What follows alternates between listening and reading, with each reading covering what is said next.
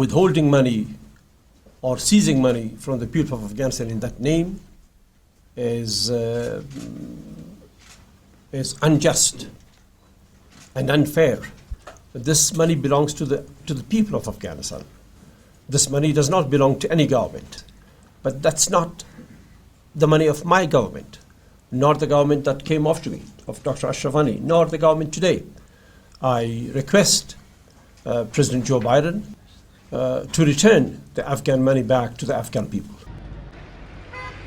The US has frozen more than $9 billion of assets of Afghanistan's central bank, after its forces exit from the country in August 2021. The move is widely seen as the major factor leading to the current economic crisis in the war-torn Asian country.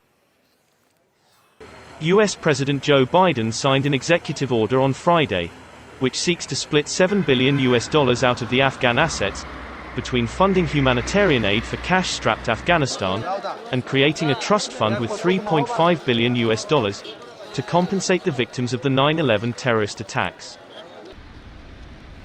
Karzai said the Afghan people share the grief of the American people due to the 9/11 terrorist attacks, yet no Afghan was involved in the attack, and therefore Biden has to reconsider his decision.